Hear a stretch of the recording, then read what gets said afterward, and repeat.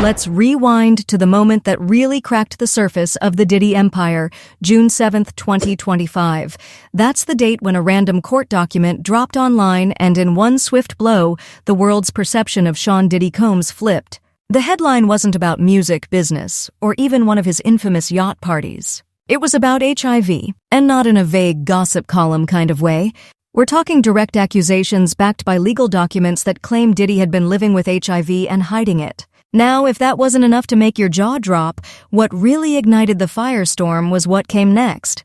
The court doc didn't just mention Diddy, it also pointed fingers at multiple celebrities, actors, athletes, artists, all allegedly connected through what the internet quickly began calling the freakoff network. And once that phrase started trending, there was no slowing this train. But before we get into the details of who was where and when, let's talk about how this secret stayed buried for so long. According to Diddy's former assistant, David James, who eventually turned whistleblower, Diddy lived life like it was one giant performance. And the real script was hidden behind layers of luxury, loyalty payments, and non-disclosure agreements. James wasn't just booking flights or making coffee. His daily tasks allegedly included keeping a mobile pharmacy stocked in Diddy's designer bags. We're talking ecstasy, Viagra, fat burners, and even pills shaped like Barack Obama's face. Yes, that's apparently a thing now, and that's just the surface. What James described went beyond just drugs and celebrity partying. He painted a picture of chaos disguised as control. Every weekend was a reset. High-end apartments trashed, assistants cleaning up what looked like the aftermath of war zones, broken glass, scattered pills, and the kind of mess you can't just sweep under a rug. Now here's where things get extra dark. In Cassie's lawsuit back in 2023, she laid out disturbing allegations. She wasn't just telling a story, she was giving a warning that seemed to line up with court statements from others who were there, like male escorts and former party attendees. One of the most shocking stories came from a man nicknamed the Punisher. He thought he was hired to dance. Instead, he ended up in one of Diddy's freak-offs, as they were described in court. Nights filled with manipulated sex acts, cameras rolling, drugs on demand, and witnesses left traumatized. Another man, Sean Daring, who went by Skylar, backed Cassie's account, saying he was present at over a dozen of these nights, and what he described sounded less like a party and more like a psychological thriller.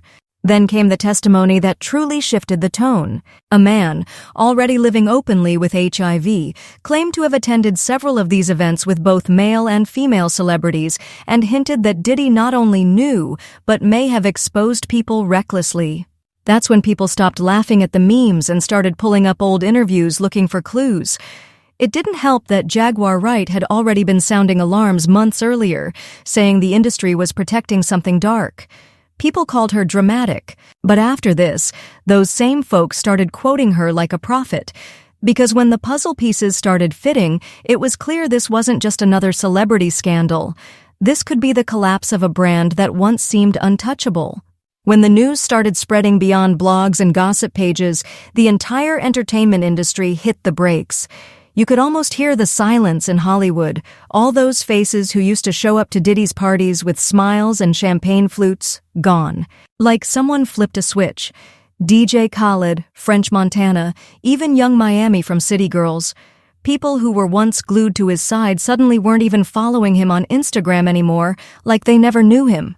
The moment the raids began, that's when it got real. This wasn't just bad press. It was federal agents in tactical gear swarming his mansions and properties like it was a Call of Duty mission. Helicopters, black SUVs, hard drives being bagged up like evidence on CSI. And it wasn't just one house. Diddy had real estate in multiple states, including a private island. You know you've hit peak status when even your island isn't off limits to the feds. Authorities weren't just snooping around because of drug rumors or party allegations either. They were digging into possible trafficking, financial crimes, and if any of the health accusations turned out to be true, actual criminal charges tied to knowingly putting people at risk. That's no longer a PR problem. That's courtroom level, lifetime in prison kind of talk, and the lawsuits didn't slow down. After Cassie, it was like a dam broke open. Aubrey O'Day came next, and she didn't just back Cassie's claims. She brought her own storm, said she saw the same behavior, experienced the same manipulation, and had receipts of her own. Then Rodney Lil Rod Jones came forward. His lawsuit didn't just include disturbing claims of assault. It also mentioned that others in the industry knew what was happening. Not only knew, but allegedly helped cover it up to protect the business. The industry started ghosting him like he had a contagious curse. Festival organizers who had him acted like his name was never on the roster. Liquor companies, brand partnerships, production deals, all quietly backed away. The kind of silence that speaks louder than any statement. Revolt TV, the network Diddy founded himself, announced he was stepping down, which in industry speak means you're too radioactive right now, bro. But the most haunting layer of this whole thing wasn't just the accusations. It was the rumor that Diddy kept a blackmail vault, a literal stash of dirt. Videos, voice memos, emails, anything that could be used as leverage. Word on the street was he recorded everything. Some say that's how he kept people close. You can't turn on someone when they've got your darkest secrets on file. And that opened up a whole new level of speculation, not just about Diddy, but about everyone around him. Suddenly, fans and internet sleuths were looking sideways at the biggest names in the game. Not because there was proof, but because the silence felt too loud. Why weren't certain people speaking out? Why did some of his closest allies act like none of it was happening? That's when Reddit threads started blowing up. TikToks turned into full-on documentaries. People wanted answers. The deeper it got, the more it felt like no one was safe. Not just because of what Diddy allegedly did, but because of who might have known and stayed quiet. And with the feds still in motion, there was this eerie sense that names, big ones, were about to be dragged out into the open. The story wasn't slowing down. It was just getting warmed up. The thing about celebrity chaos is that it usually burns bright and fast. 2 weeks of headlines, a few think pieces, then poof. Gone. But not this. This Diddy situation didn't just light a fire, it cracked open the entire state. And once people started peeking behind the curtain, they realized it wasn't just about one man. It was about the ecosystem that allowed him to move like a king for decades. He didn't just survive controversies, he thrived off them. Whenever a story popped up, he had the resources to squash it, the charm to deflect it, and the industry weight to spin it. But now, none of that was working. The usual playbook, deny, distract, dominate, was falling apart in real time. And the reason was simple. The internet had receipts. Old interviews resurfaced like ghosts. That 2009 clip of Usher saying, "He lived with Diddy when he was a teenager," back in circulation, and people were giving it a whole new level of side-eye.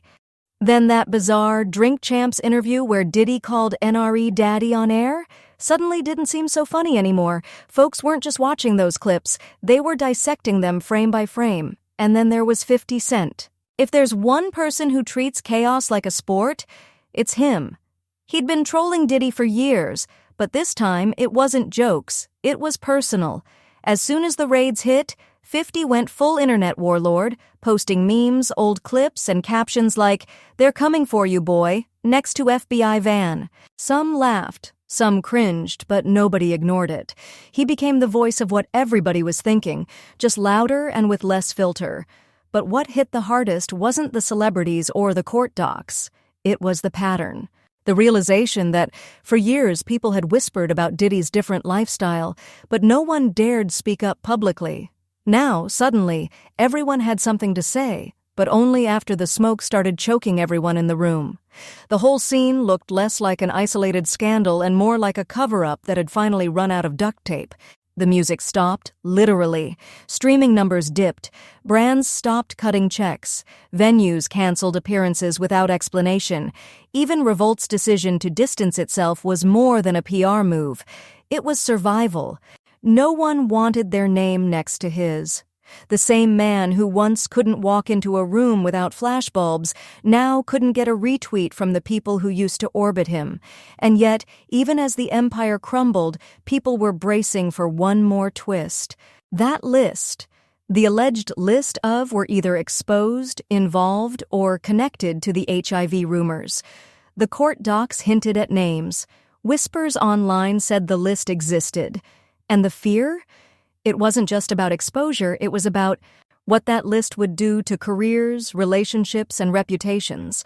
Because if even one of those names leaked and turned out to be true, it could unravel the industry from the inside.